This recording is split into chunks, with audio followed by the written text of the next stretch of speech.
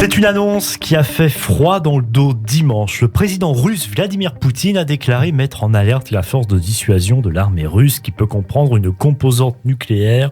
Depuis le début de l'invasion ukrainienne il y a près d'une semaine, le président russe a agité la menace nucléaire à plusieurs reprises. Mais qu'en est-il précisément de cette menace nucléaire aujourd'hui dans le monde et en particulier de la Russie? Quelle est son histoire qui remonte à la Seconde Guerre mondiale?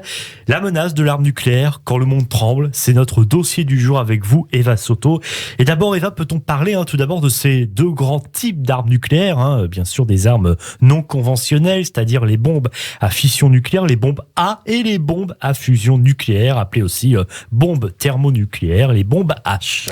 La bombe A, communément appelée bombe atomique, bombe à fission ou bombe nucléaire, est un engin explosif où l'énergie est obtenue par la fission nucléaire d'une masse critique d'éléments comme l'uranium 235 ou le plutonium 239. La bombe H, aussi appelée bombe à hydrogène, bombe à fusion ou bombe thermonucléaire, est une bombe dont l'énergie principale provient de la fusion de noyaux légers. Elle est plus puissante et plus complexe que la bombe A. Alors un peu d'histoire, la première expérience de fission nucléaire a été réalisée en 1938 par une physicienne du nom de Lise Meitner et des chimistes Otto Hahn et Fritz Strassmann. Cette expérience en fait découle de la découverte de la réaction en chaîne par le physicien d'origine juive hongroise Léo Szilard en 1934. La fission nucléaire est le phénomène par lequel un noyau atomique lourd est scindé en deux par plusieurs éléments légers. Et cela n'est pas possible avec tous les éléments. Il faut que ce soit un noyau d'un atome lourd, comme justement l'uranium et le plutonium. Avec deux autres physiciens nucléaires, également juifs, hongrois et comme lui réfugiés aux États-Unis, Eugène Wigner et Edward Teller, Léo Szilard est convaincu que la fameuse énergie libérée par la fission nucléaire peut être exploitée par les nazis pour faire une bombe.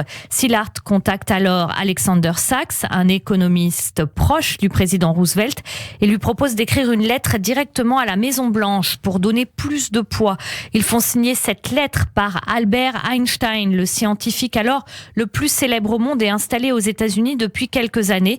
Il regrettera d'ailleurs jusqu'à la fin de sa vie d'avoir signé cette fameuse lettre. Et on peut le comprendre. En fait, c'est le début de ce qu'on va appeler le projet Manhattan. Selon les historiens, près de 125 000 personnes ont travaillé sur ce projet. Et en fait, le vrai démarrage se fait à la suite de l'attaque par le Japon de la base américaine de Pearl Harbor.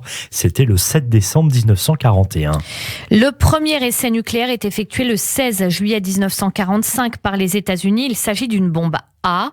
Quelques semaines plus tard, l'arme nucléaire est utilisée pour la première fois de façon opérationnelle lors des bombardements américains des villes japonaises de Hiroshima et de Nagasaki les 6 et 9 août 1945.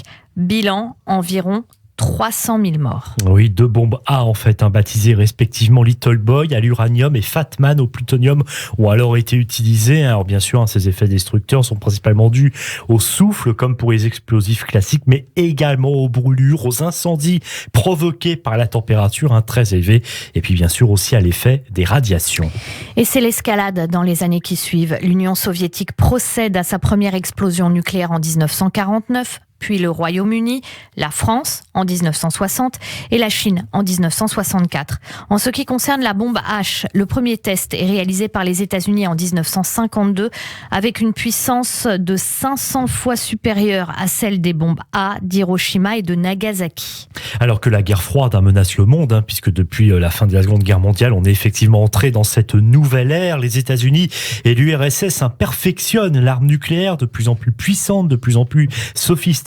Et en octobre 1962, lors de ce que l'on va appeler la crise de Cuba, et vous savez, on en parle beaucoup ces jours-ci, puisque certains font un parallèle en disant tout simplement que ce que l'on vit aujourd'hui est sans doute la crise la plus grave depuis 1962 dans le monde. Et bien lors donc de cette crise de Cuba, qui finalement ne durer à l'époque que 2 semaines, et bien des missiles nucléaires soviétiques sont pointés en direction des États-Unis depuis l'île caribéenne.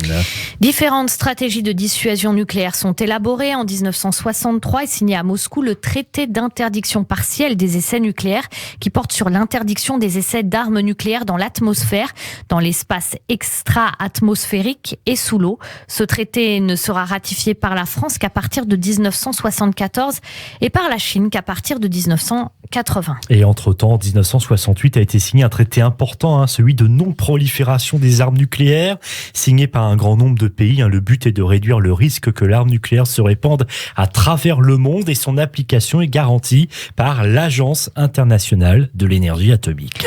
Suit en 1972 un premier accord de réduction des armements nucléaires stratégiques, le SALT I. Pendant cette période et la guerre froide, jusqu'à 70 000 têtes nucléaires sont accumulées par les États-Unis, l'Union soviétique, la Chine, le Royaume-Uni et la France, les 5 États membres permanents du Conseil de sécurité qui possèdent l'arme nucléaire. Et oui, il faut effectivement le rappeler. Alors ça, c'est pour la période de la guerre froide, comme vous le savez. Eh bien, la guerre froide se termine en 1991 et au passage, les essais nucléaires se terminent progressivement pour la France. D'ailleurs, le dernier date de 1996, donc c'est quand même relativement récent. Entre-temps, signé en 1991, le traité de réduction des armes stratégiques START I planifie une réduction échelonnée sur 7 ans des armes et vecteurs nucléaires stratégiques. Il a été suivi depuis de 2 autres traités similaires. Les stocks d'armes nucléaires ont été largement réduits, mais le traité d'interdiction complète des essais nucléaires, ouvert pourtant à la signature depuis 1996, n'est pas encore entré en vigueur car plusieurs États, dont les États-Unis, ne l'ont pas encore ratifié. Par ailleurs, entré en vigueur en janvier 2021, le traité d'interdiction des armes nucléaires avait été ratifié par 59 États. Cependant, il n'a pas été signé ou ratifié par les pays eux-mêmes détenteurs de la bombe atomique. Et oui, aujourd'hui, 9 États dans le monde possèdent en fait cette arme nucléaire. Alors bien sûr, ces pays sont d'ailleurs les 5 qui l'ont depuis longtemps, qui sont donc membres, vous l'avez dit, du Conseil de sécurité de l'ONU, les États-Unis, la Russie, le Royaume-Uni, la France et la Chine. Mais il faut aussi ajouter 3 États qui ont reconnu posséder l'arme nucléaire, l'Inde, le Pakistan et la Corée du Nord, dont d'ailleurs, vous savez que tout récemment encore, Pyongyang a repris ses tirs de missiles. D'ailleurs, a jugé récemment les États-Unis responsables de ce qui se passe en Ukraine. Un État, Israël, posséderait bien l'arme nucléaire, mais sans reconnaissance officielle. Outre ces 9-là, il y a également les États qui hébergent l'arme nucléaire à travers l'OTAN. La Belgique, l'Allemagne, les Pays-Bas, l'Italie et la Turquie. À ces pays, ajoutons l'Iran, qui en riposte au retrait américain de l'accord sur le nucléaire en 2018, a accéléré ses activités nucléaires ces dernières années. Aujourd'hui, la République islamique se rapproche dangereusement de la barre des 85% nécessaires à la confection d'une bombe atomique en termes de combustible, même si de nombreuses étapes sont encore requises avant de disposer de missiles équipés d'une ogive nucléaire. Effectivement, ces pays qui ont la bombe atomique ou qui peuvent la construire, la mettre en place sans que cela évidemment soit reconnu et accepté. Et en ce qui concerne la Russie, bien sûr, c'est important, c'est la 2e puissance en termes de capacité nucléaire militaire. Elle dispose d'un peu moins de 5000 armes nucléaires. Les forces russes sont équipées de missiles, de bombardiers stratégiques, de sous-marins et de navires de surface. Sur le plan défensif, elles comprennent un bouclier antimissile, des systèmes de contrôle spatiaux, de défense anti-aérienne et anti-satellite. Avec les Américains, les Russes sont les seuls à posséder toute la gamme des armes nucléaires stratégiques. Les 90% de l'arsenal mondial appartiennent à la Russie et aux États-Unis.